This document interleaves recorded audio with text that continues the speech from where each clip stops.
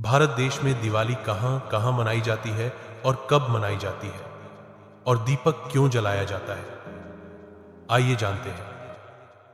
भाग एक अंधकार से प्रकाश की ओर, एक युग की शुरुआत। बहुत समय पहले, जब धरती पर धर्म, नीति और सत्य की स्थापना अपने सर्वोच्च स्थान पर थी, तब अयोध्या नगरी के राजा दशरथ का राज्य था। अयोध्या को स्वर्ग से सुंदर कहा जाता था। वहां के लोग सत्यनिष्ठ, कर्मशील और करुणामय थे। राजा दशरथ के 3 रानियां थीं, कौशल्या, कैकेयी और सुमित्रा। वर्षों तक राजा दशरथ ने यज्ञ, तप और दान किए, तब जाकर उन्हें 4 पुत्र प्राप्त हुए, राम, भरत, लक्ष्मण और शत्रुघ्न। भगवान विष्णु ने स्वयं श्री राम के रूप में जन्म लिया था, ताकि रावण जैसे अहंकारी और अधर्मी राक्षस का विनाश किया जा सके।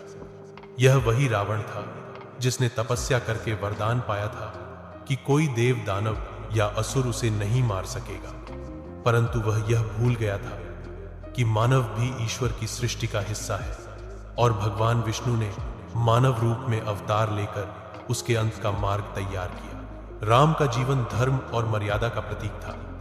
उनका जीवन इस बात का प्रमाण बना कि सत्य, धैर्य और विनम्रता हर संकट पर विजय प्राप्त कर सकती है।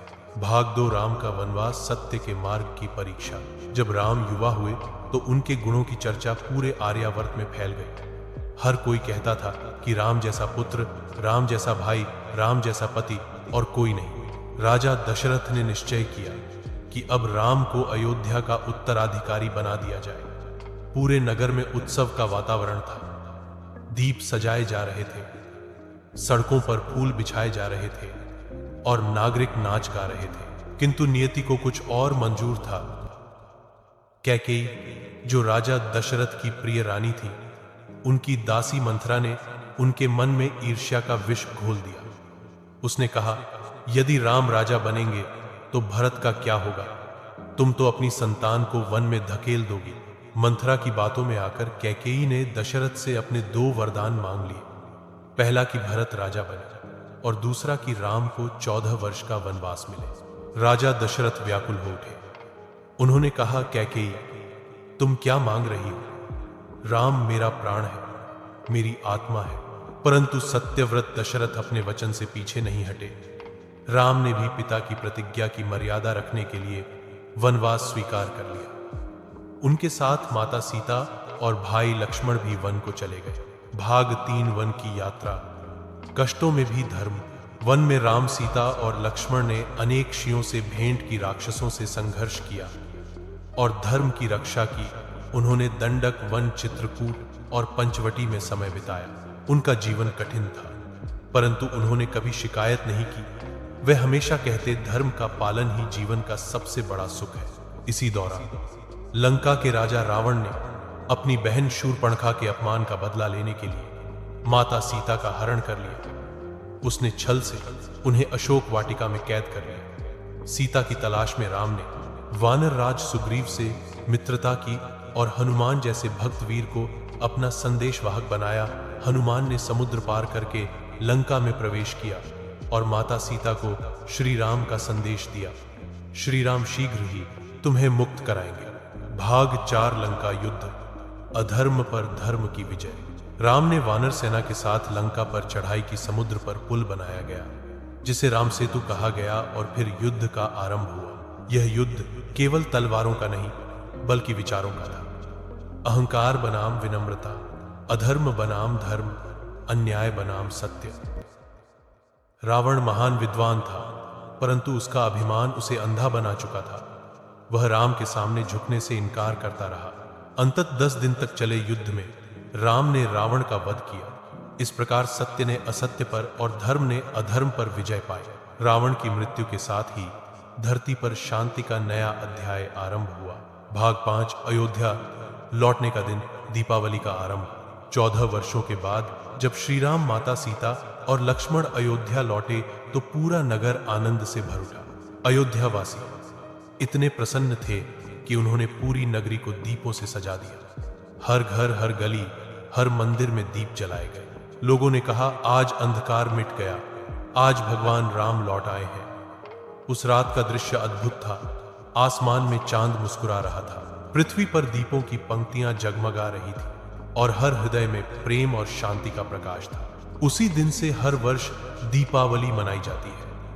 अंधकार पर प्रकाश की, असत्य पर सत्य की और अन्याय पर धर्म की विजय के रूप में। भाग 6 दिवाली के अन्य अर्थ, ऐतिहासिक और सांस्कृतिक विस्तार। समय के साथ दीपावली केवल राम के लौटने का पर्व नहीं रहा, बल्कि यह भारतीय संस्कृति के अनेक अर्थों को समेटने वाला उत्सव बन गया। भारत के अलग अलग भागों में दिवाली के अलग अलग स्वरूप हैं। उत्तर भारत में यह राम के लौटने का पर्व है। गुजरात में यह लक्ष्मी पूजन और नए वर्ष की शुरुआत का प्रतीक है। बंगाल में मां काली की पूजा की जाती है। दक्षिण भारत में नरकासुर के वध की स्मृति में दीपावली मनाई जाती है। यह विविधता भारतीयता की पहचान है। एक देश, अनेक परंपराएं पर भाव, एक ही प्रकाश का उत्सव। भाग 7 दीपों का संदेश, आध्यात्मिक अर्थ। दीपावली का सबसे गहरा अर्थ केवल बाहरी दीप जलाना नहीं है, बल्कि अंतर के अंधकार को मिटाना है। हर दीपक एक प्रतीक है। मिट्टी का दीपक कहता है, मैं साधारण हूं, परंतु प्रकाश फैलाने की शक्ति रखता हूं। घी या तेल कहता है, संसार में सुख दुख दोनों है, पर प्रकाश तभी टिकता है जब त्याग हो। लौ कहती है, प्रकाश फैलाओ चाहे हवा कितनी भी तेज क्यों ना हो। दिवाली हमें सिखाती है कि सच्चा दीप वही है जो दूसरों के जीवन में भी उजाला लाए। भाग 8 आधुनिक युग की दिवाली, परंपरा और परिवर्तन।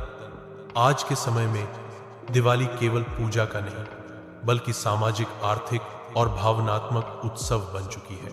लोग अपने घरों की सफाई करते हैं, सजावट करते हैं, मिठाइयां बांटते हैं, नए कपड़े पहनते हैं। व्यापारियों के लिए यह नया साल शुरू करने का दिन है। लेकिन दिवाली की असली भावना दान, करुणा और आत्मशुद्धि में है। प्राचीन काल में लोग इस दिन गरीबों को भोजन, वस्त्र और धन दान करते थे। आज भी वही भावना जीवित रखनी चाहिए। भाग 9 दिया और अंधेरा।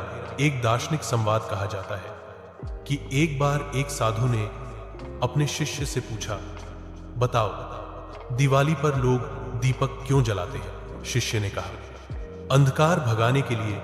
साधु मुस्कुराया, तो क्या जो दीपक जलाते हैं उनके भीतर अंधकार नहीं होता? फिर उन्होंने कहा, दीपावली बाहर का अंधकार मिटाने के लिए नहीं, बल्कि मन के अंधकार को मिटाने के लिए है। जब ईर्ष्या, लोभ, क्रोध और अहंकार समाप्त होते हैं, तभी सच्ची दिवाली होती है।